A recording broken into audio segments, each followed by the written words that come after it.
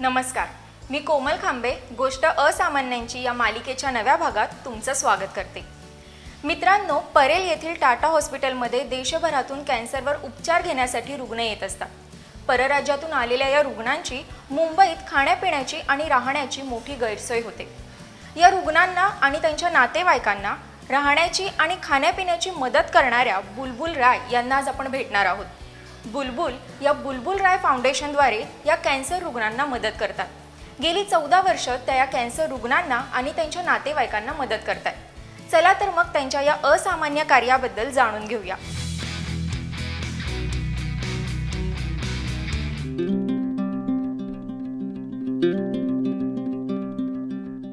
मेरा नाम बुलबुल राय है और मैं वेस्ट बंगाल का हूँ।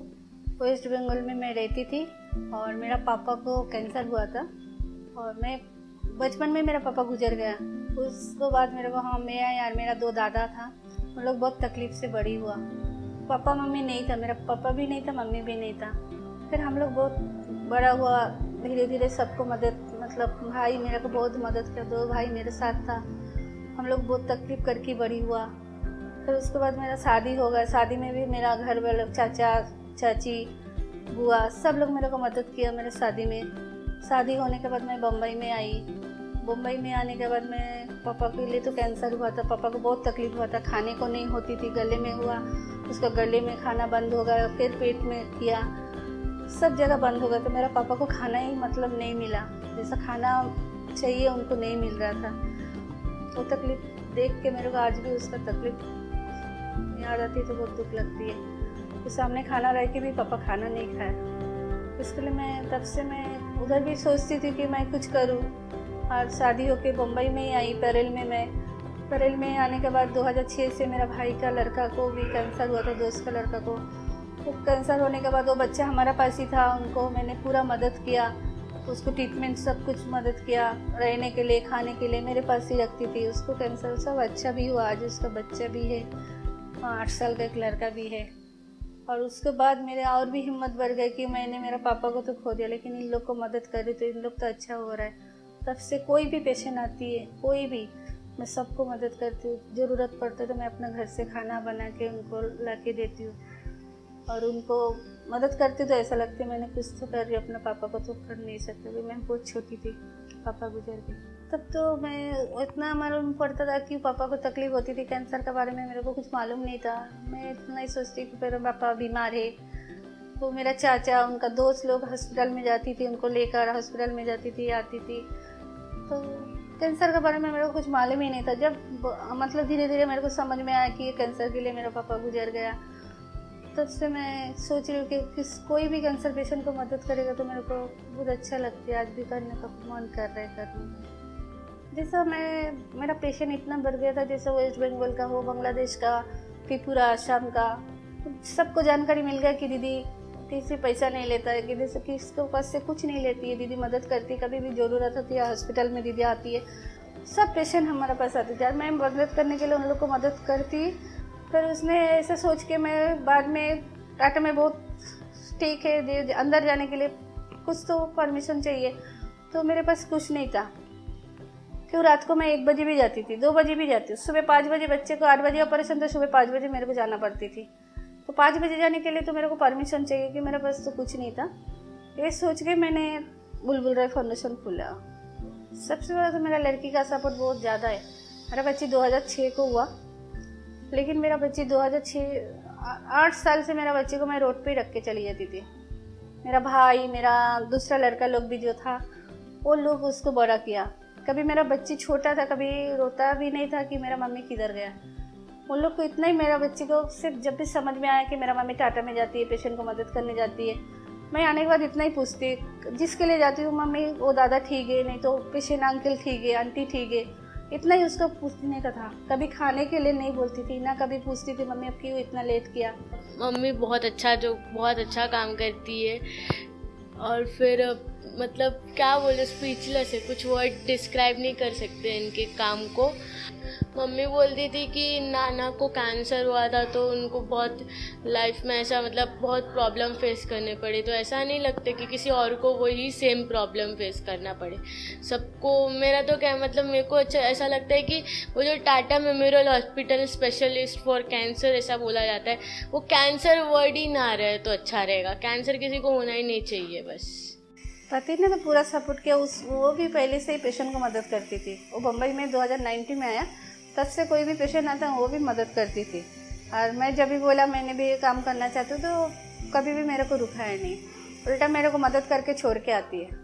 मेरा सपोर्ट तो बहुत अच्छा कि मेरा लड़की और मेरा पति बहुत सपोर्ट है, और जो भी कर रहे हैं वो दोनों की वजह से कर रही हूँ। मैं पेशेंट लोगों को लेके हॉस्पिटल जाती थी। कभी किसी को केमो चढ़ती है, वो डरती है, उसके पास जाके सुबह से बैठे रहना पड़ता है। जब तक केमो नहीं चढ़ेगा तब तक मेरे को बैठ के रहना पड़ेगा। किसी को बात नहीं आती है, डॉक्टर के पास जाके बाहर खड़ा रहना पड़ता है, डॉक्टर से बात करना पड़ता है। किसी को कुछ लेडीज़ को ज़रूरत है, वो सब मैं पूरा ऑपरेशन के टाइम पे जाके बैठना, मतलब वे बोला ना, मेरे को मालूम, उन लोगों को मालूम ही पड़ जाता है। कोई ना कोई बता देता है कि दीदी बिना पैसे में मदद करने आती है, दीदी को कुछ मतलब फ़ोन करेगा तो दीदी आ जाएगा। ऐसा मतलब खाना भी बनाया ना, बैठ गया तो फ़ोन आया तो मैं निकल जाती थी। मेरा सबको मालूम है कि मैं रोड के ऊपर बैठती हूँ।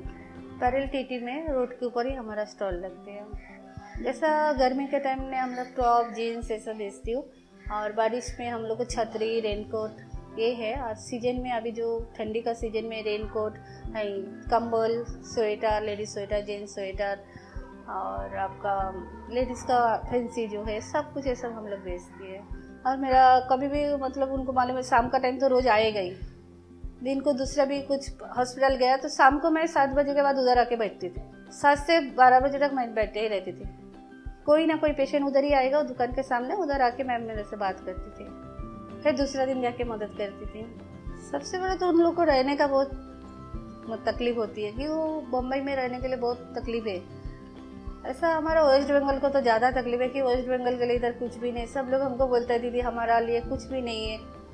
उन लोग को रहने के लिए बहुत महंगा पड़ती है, और खाना पीना जैसे भी तो खाना तो बहुत ही मिल जाता है, टाटा का उधर कमी नहीं है, लेकिन रहने के लिए बहुत तकलीफ है उन लोग को। इसका मैंने लिखा, जो मैडम ने, जो लॉज का मैडम है और वो सर है, इसने मेरे को मदद किया बोल के मैंने ये काम कर रही हूँ। लॉज का जो मैडम बोला 3 महीने के लिए मेरे को कुछ नहीं चाहिए, तुम चालू करो और आगे भी जो भी है मैं दे मतलब समझ के लेगा, तुम एक काम करो।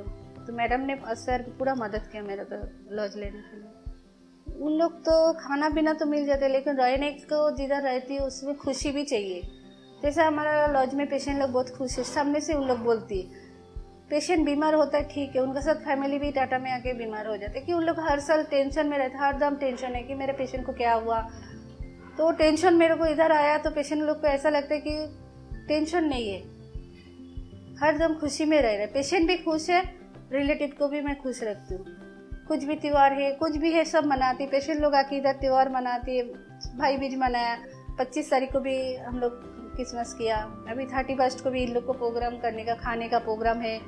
फिर उन लोग बोलती है हमको दीदी अभी गाना भी सुनने का, ऑर्केस्ट्रा लाओ। तो मैं एक दोस्त है मेरा, उसको भी बताया मैंने कि उनको गाना भी सुनने का है। तो ऐसा भी थोड़ा कोशिश करें उन लोग को मदद करने के लिए, गाना सुनाने के लिए। तो सुबह जब बम्बई में आया तब से ही मेरे को मालूम पड़ता कि मन में ही था कि मैं सब पेशेंट के बीच में मैं रहूँ और इन लोगों को खुशी करूँ, मतलब हर दम खुशी में रखूँ। कोई पेशेंट को मैं सोने नहीं देखना चाहती हूँ। अभी भी मेरा लॉज में कोई भी सोएगा तो मैं उसको उठा के बिठाती हूँ, उसको हर दम बोलती तुम लोग को कुछ नहीं हुआ, सोएगा तो वो बीमार रहे, जो नहीं सोएगा वो बीमार नहीं है। सबको उठा के बिठाती हूँ, चलना फिरना चाहिए। पेशेंट कौन होता है, हम लोग कुछ, तुम लोग पेशेंट ही नहीं है। तुम लोग को बहुत अच्छा लगता है, बोलते दीदी तुम ऐसा बोलते है, बहुत अच्छा लगता है। एक दिन बोलती हूँ नहीं चला तो दूसरा दिन बोलती तुम लोग निकल जाने का, किधर खुशी में रहो, कुछ नहीं हुआ तुमको। तो पेशेंट लोग को बहुत खुश लगती है, और दूसरा दिन वो पेशेंट अपने अपने चलती है। सबसे पहले तो मैं लॉज में जो पेशेंट लोग रहते हैं उनको अपना सोचती हूँ, और अपना सोच के मैं सोचती हूँ कि पेशेंट मतलब अपना ही है। शाम को मैंने पूजा भी रखा, पूजा में पेशेंट आके पूजा करती है, खुशी मनाती है, और इन लोग को साथ मिल के बात करना, कुछ भी प्रॉब्लम है मैं साथ में जाके बात करती हूँ कि कुछ नहीं ऐसा ऐसा करके, तो अपना सोच के काम कर रही हूँ। सुबह में 7 बजे उठती हूँ। 7 बजे उठने के बाद मैं घर का नाश्ता बनाने के बाद खाना बनाना पड़ता है, खाना बना के फिर इधर भी एक पेशेंट है जो उनका 3 महीना का है, मैं खाना दे दूँ, उनका भी खाना लेकर आना पड़ता है और घर का खाना बनाते बनाते 11:30-12 बज जाती है। उसके बाद मैं 12 बजे तक तैयार हो जाती हूँ, ओके निकल जाती हूँ। पहले मैं इधर जाती हूँ, दिला रोड में महेशकर हॉस्पिटल है, उधर जाती हूँ। उधर देने के बाद हम पैरेल MTL ऑफिस है, उधर भी कैंसर पेशेंट रहते हैं, MTL का उधर कैंसर पेशेंट को देती हूँ। फिर उधर से आके पैरेल जो ब्रिज है ना, उसका साइड में आपका गुड बाय गुड लक बोल के एक लॉज है, उधर भी पेशेंट रहते हैं, 100 पेशेंट के ऊपर ही रहेगा। उधर भी हम लोग खाना देती हूँ। उधर देने के बाद GTB नगर आती हूँ, GTB नगर से खाना दे के फिर हम लोग टाटा हॉस्पिटल का उधर हमारा गाड़ी लगती है। उधर 350 पेशेंट खाना खाता है रोज का। उधर से खाना देने के बाद हम फ्री हो जाती हूँ। फ्री होने के बाद मैं दुकान पे जाती हूँ, दुकान पे बैठती हूँ। दुकान पे बैठने के बाद हम लोग 7:30 पौने 8 बजे मैं लॉज में आ जाती हूँ। लॉज में आके हमारा माँ का आरती होती है, पेशेंट उनको रिलेटिव सब मिलके शाम को हमारा माँ का बहुत अच्छी मन से लोग पूजा करते हैं। मैं भी उनके साथ रहती हूँ। फिर रात को मैं 12 बजे घर पे जाती हूँ। सबसे प्रेरणा तो मेरे पापा से ही हुआ कि मेरे पापा को तो मैंने खो दिया। जब पापा को इतना तकलीफ हुआ था मैं देखा, और वो पापा को वजह से मैं आज कर रही हूँ, पापा के लिए मैं सब कर रही हूँ। पापा का मतलब मैं कुछ नहीं कर सका मेरे पापा के लिए।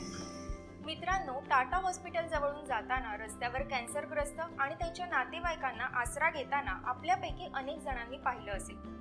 त्यांची होणारी गैरसोय पाहून कित्येकांचं मन हळहळलं देखील असेल। कॅन्सर रुग्ण आणि त्यांच्या नातेवाईकांना मदत करावी असा पुसटसा विचारही आपल्यापैकी कित्येकांच्या मनात येऊन गेला असेल। बुलबुल राय देखील आपल्यापैकीच आहे, पण या सगळ्या विचारांच्या पलीकडे जाऊन त्या या कॅन्सरग्रस्तांना आणि त्यांच्या नातेवाईकांना मदत करतात आणि म्हणूनच त्या असामान्य ठरतात। अशी गोष्ट घेऊन येत आहोत पुढील भागात, तेव्हा पाहायला विसरू नका गोष्ट असामान्यांची।